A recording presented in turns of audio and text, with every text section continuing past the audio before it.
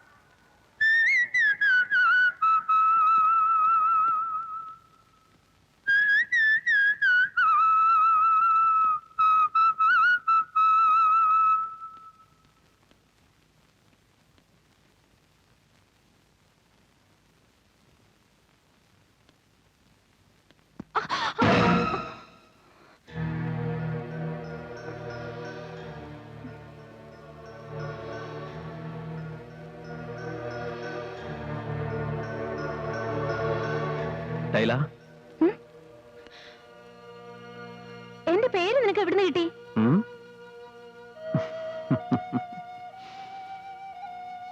എവിടുന്ന് കിട്ടീന്ന്?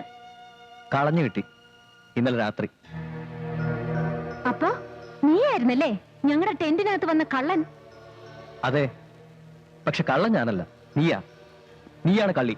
എന്റെ ബ്യൂഗിൾ മോഷിച്ച കള്ളി. എന്ത് എന്ത് എന്ത് എന്ത്? ഇന്നലെ രാത്രി മുഴുവൻ നീ കൊണ്ടുവന്ന ആ ബ്യൂഗിളില്ലേ, അത് എന്റെയാണെന്ന്. നിന്റെയാണെന്നുള്ളതിന് എന്താ തെളിവ്? ഞാൻ തേടി വന്നില്ലേ, അത് തന്നെ. മര്യാദയ്ക്ക് അതിങ്ങ് തന്നേക്ക്. മര്യാദയ്ക്ക് തരുന്നില്ലെങ്കിലോ? മര്യാദ ഇല്ലാണ്ട് മേടിക്കാനും എനിക്കറിയാം. കാണണോ? ലൈല, എടാ നീ എന്റെ ദേഹത്ത് തൊട്ടല്ലേ? ഇനി ഞാനത് തരില്ല. മേടിക്കാൻ പറ്റുമെങ്കിൽ നീ മേടിക്ക്. നിക്ക്, ഇത് കണ്ടോ? ആ, തപ്പണ്ട, ഇത് നിന്റെ തന്നെയാ. ഇപ്പൊ നീ പോലും അറിയാതെ ഇത് നിന്റെ ദേഹത്തുനിന്ന് ഞാൻ എടുത്തത്. ഇതുപോലെ പലതും നിനക്ക് നഷ്ടമാവും, പലതും. ലൈല,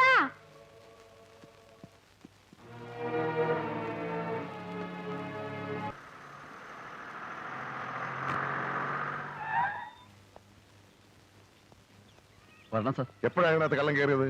ഇന്നലെ രാത്രി. എന്നിട്ട് ഇപ്പോഴാണോ പോലീസിനെ അറിയിക്കുന്നത്? ഒന്നും കൊണ്ടുപോയിട്ടില്ലെന്നാണ് ഞങ്ങൾ വിചാരിച്ചത്. പിന്നെ മാല നഷ്ടപ്പെട്ട കാര്യം കുട്ടിയിപ്പോഴാ പറയുന്നത്. ആ, നമസ്കാരം. നമസ്കാരം.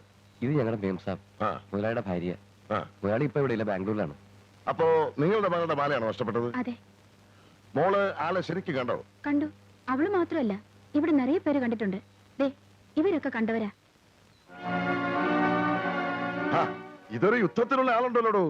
ഇത്രയും തടിവാടന്മാർ ഇവിടെ ഉണ്ടായിരുന്നിട്ടാണോ അവനെ പിടിക്കാതെ വിട്ടത്? അതിനൊരാളല്ല സാർ, അവർ രണ്ടു മൂന്ന് പേരുണ്ടായിരുന്നു. പോരാത്തതിന് കുടം കൊണ്ടുള്ള അടിയും. ഏ, ആ, കുടമില്ലേ സാറേ, വലിയ ചെമ്പ് കുടം. അതും കാലിലിട്ടുണ്ടായിരുന്നില്ലേ അടി. അടിയെന്ന് പറഞ്ഞാൽ എന്ത് അടിയായിരുന്നു സാറേ. ഞങ്ങൾ പല നാട്ടിലുള്ള പല കള്ളന്മാരെയും കണ്ടിട്ടുണ്ട്. ഇതുപോലത്തെ കള്ളന്മാർ ആദ്യമായിട്ടാ. പിടികിട്ടി. ആളെ പിടികിട്ടി. ചെമ്പുകുടം കൊണ്ടടിക്കുന്ന രണ്ടേ രണ്ട് കള്ളന്മാരെ ഈ നാട്ടിലുള്ളൂ. അവന്മാരെ ഈ അടുത്ത് ജയിലിൽ നിന്ന് ഇറങ്ങിയിട്ടുമുണ്ട്.